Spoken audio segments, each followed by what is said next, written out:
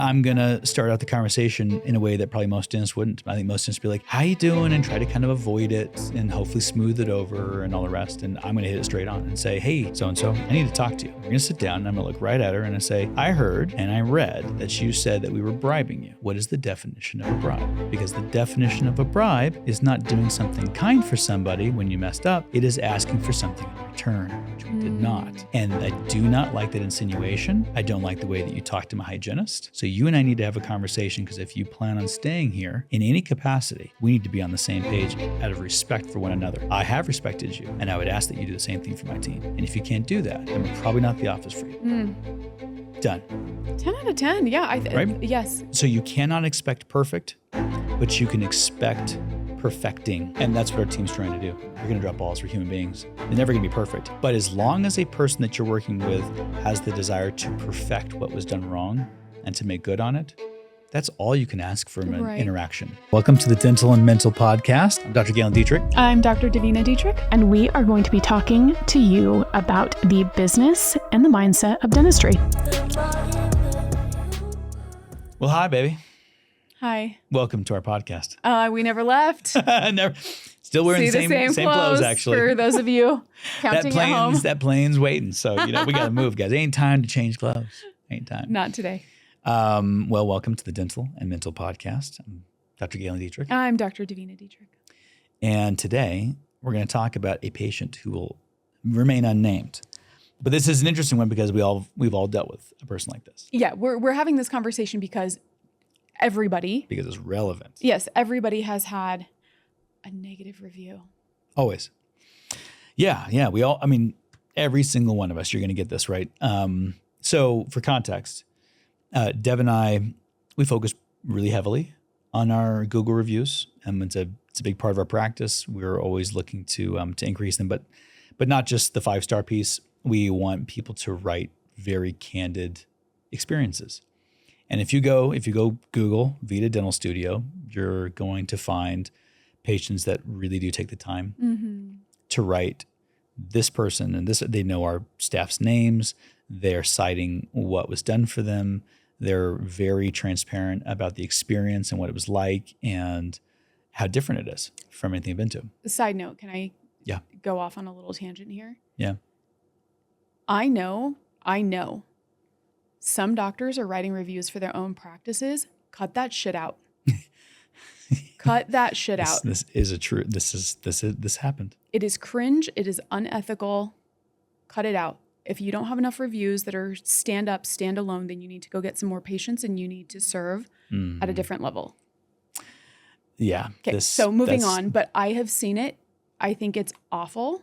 We saw it really recently. Yes. Yep. And I think it's one of those little things where I'm like, we kind of don't come back from it. If you do that, what else are you doing in your practice that is unethical? Yeah. Right? Yeah. So anyways, that's a little PSA. Go ahead. Continue. Ooh, man, dark to the heart. So that's our focus, big time. Now, that said, it's been very successful. I think at the time of this recording, Dylan, you can look it up and see. I think it's around 830 plus, somewhere in there. And 4.9 stars. So it's good. We have a good shop. We take good care of people. And that's 830? On the dot? 836. All right. 836. Okay. 6 more since last I checked. All right.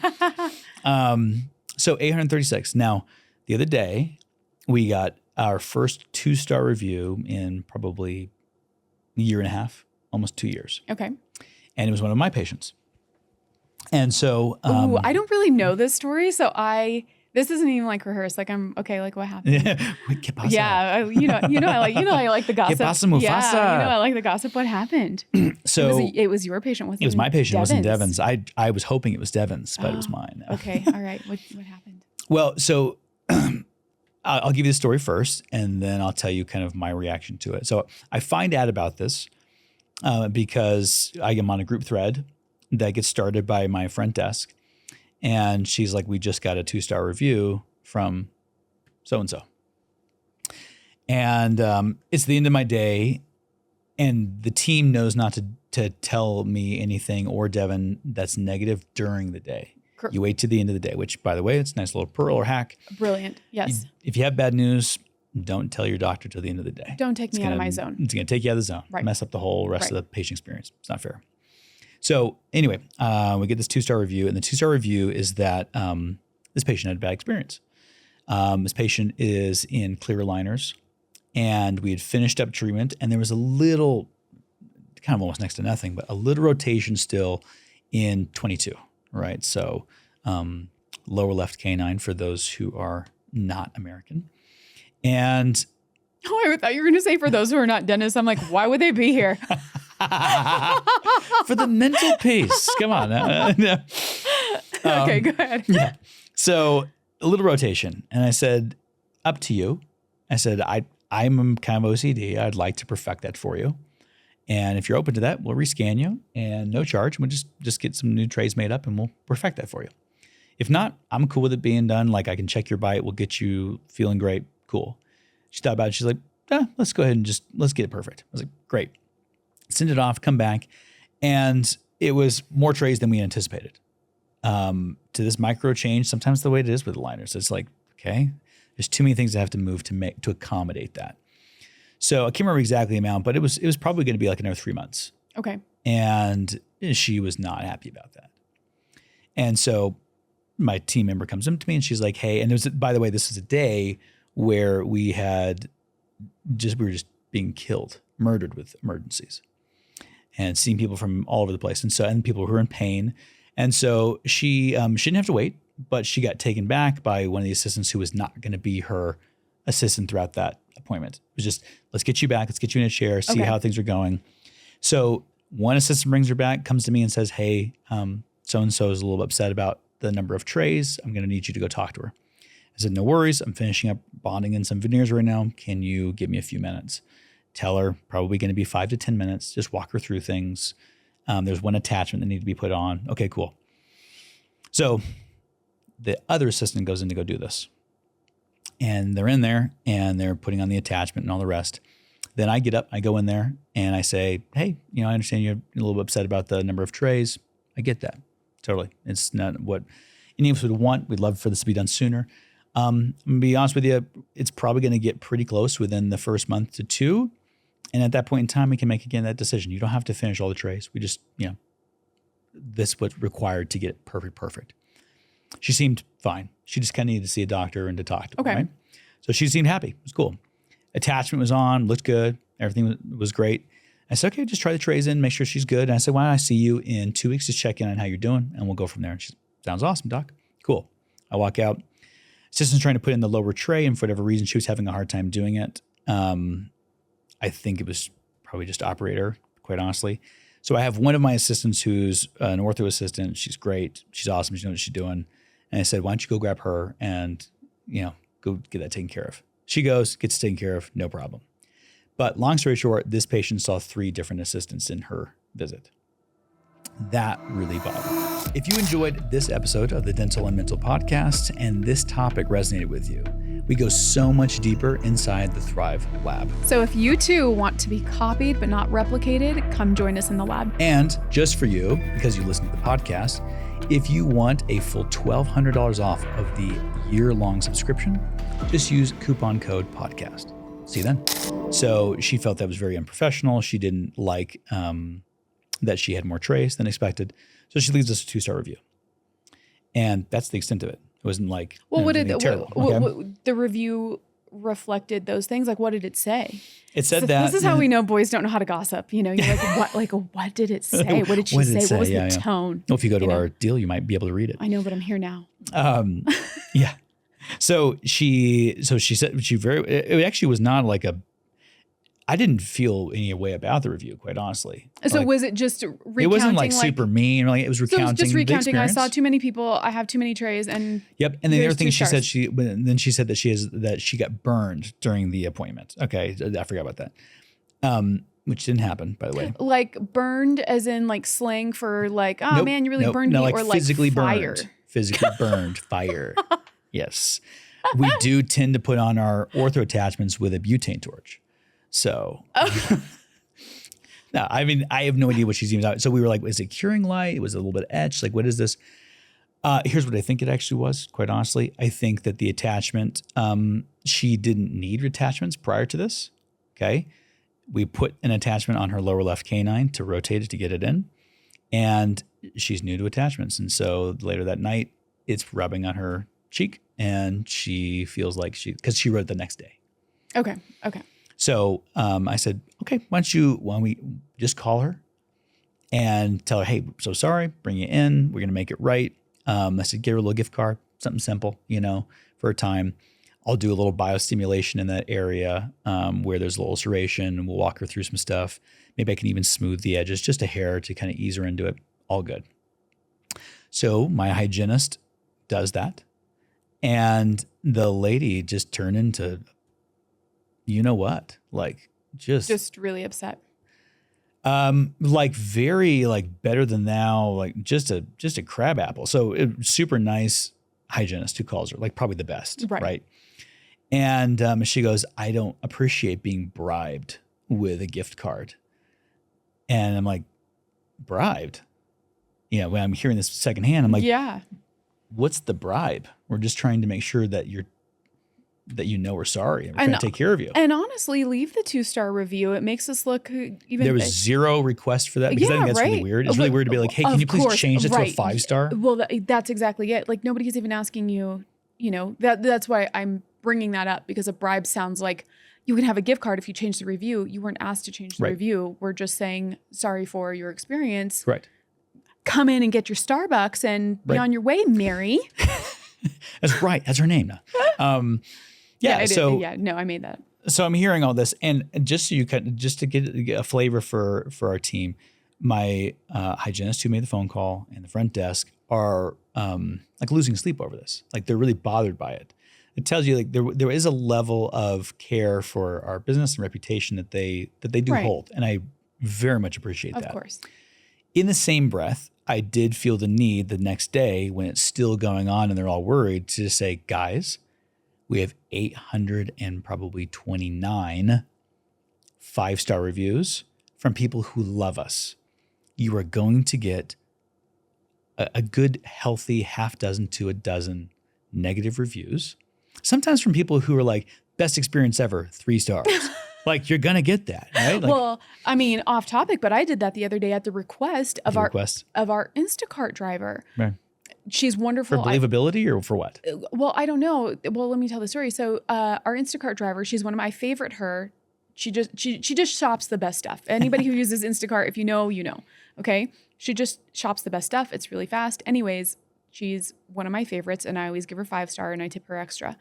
Well, she messaged me. You can message on the app. And she said, I know this is a really weird request. Would you mind giving me 2 or 3 stars? She said there's something called the 5-star curse, which means that she doesn't get as many clients because she has an excellent rating. So she intentionally asked me to give her the 2 to 3 stars. Yeah. And I did, and I felt awful. I text her back and I'm like, I did what you asked me to, and I feel so bad. You're so lovely. But I don't know. I don't know if it is that, if it's, this is more believable. Somebody has to have a bad experience or whatever it is. So all of that to say, it sounds from the experience that I had at Instacart and you getting a 2-star, this is great. Thank you.